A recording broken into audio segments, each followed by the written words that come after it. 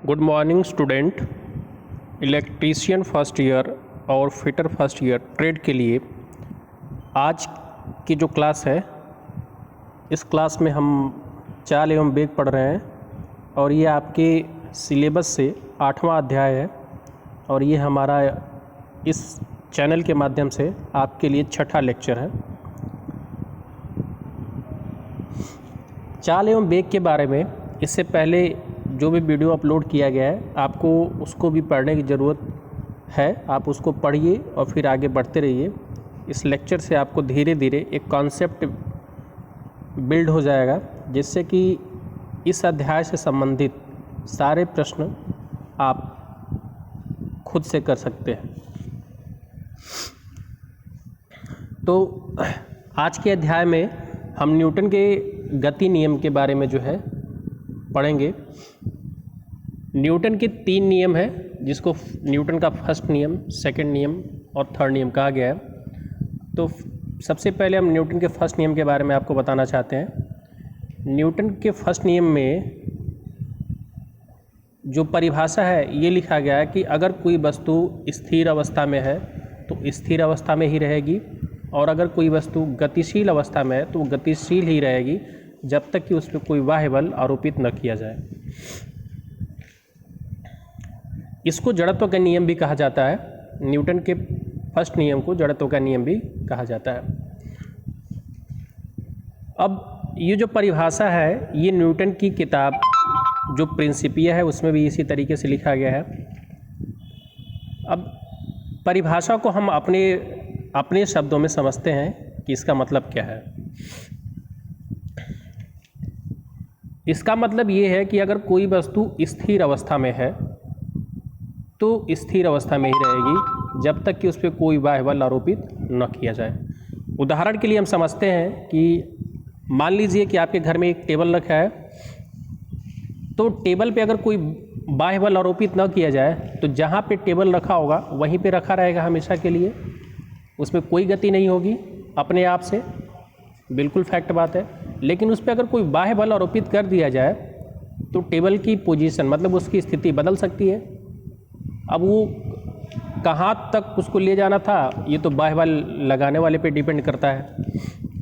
और दूसरी बात ये है कि जो गतिशील वाला इसमें कॉन्सेप्ट है कि अगर कोई वस्तु गतिशील है तो गतिशील ही रहेगी।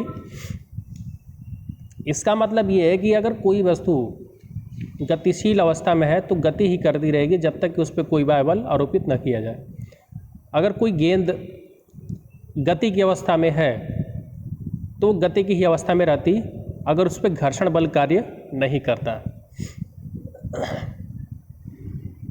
जैसे जहाँ पे घर्षण बल ज़्यादा है और घर्षण बल बाह्य बल की ही तरह कार्य करता है, घर्षण बल जहाँ पे ज़्यादा है वहाँ पे गेंद जल्दी रुक जाएगी, जहाँ पे घर्षण बल कम होगा वहाँ पे गेंद ज़्यादा समय तक चलती रहेगी। जैसे अगर किसी गेंद को बर्फ़ पे लुढ़का दिया जाए तो गेंद ज़्यादा दूर तक जाएगी, और किसी गेंद को ऐसे किसी अन्य सतह पे लुढ़का दिया जाए तो उस पे जो है गेंद कम दूरी तक जाएगी।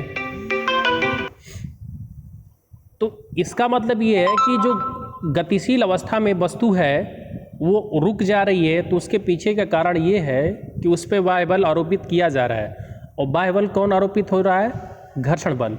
ये सभी सतह की परिभाषा होती है कि सभी सतह में जितने भी सरफेसेज होते हैं, एक दूसरे के प्रति उनमें घर्षण बल कार्य करता है।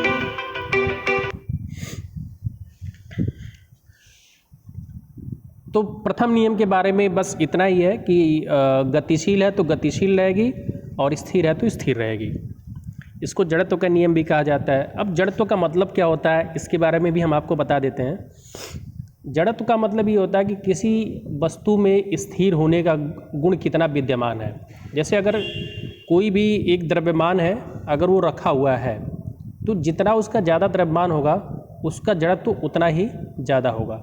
मतलब कि अगर वो गतिशील है तो जल्दी ही वो, अगर उस पर फोर्स बाह्य बल आरोपित हो जाए तो रुक जाएगा, या अगर वो स्थिर है तो उसको गति देने के लिए बहुत ज़्यादा जो है बल लगाना पड़ेगा। तो जड़त्व का बिल्कुल मतलब यही होता है द्रव्यमान से। और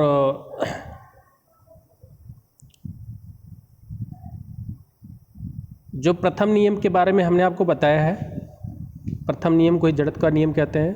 अब आते हैं हम सेकंड नियम के बारे में आपको समझाते हैं, न्यूटन का द्वितीय नियम। न्यूटन का द्वितीय नियम एक आपको सूत्र समझाता है, और सूत्र क्या है, F बराबर ma, जहाँ पे फोर्स क्या, जहाँ पे F क्या प्रदर्शित करता है, बाह्य बल को, और m क्या प्रदर्शित करता है, द्रव्यमान को, और a क्या प्रदर्शित करता है, त्वरण को। इसका मतलब ये है कि अगर किसी वस्तु में बाह्य बल आरोपित किया जाए तो वस्तु में गति आएगी, मतलब उसके वेग में परिवर्तन होगा।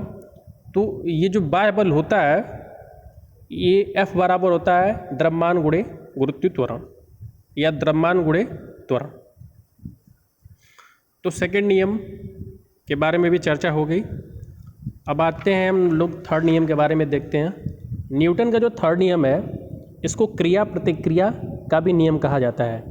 क्रिया प्रतिक्रिया का नियम का मतलब ये होता है कि जब आप किसी वस्तु पे कोई बल आरोपित करते हैं तो वो वस्तु भी आप पे उतना ही बल लगाती है।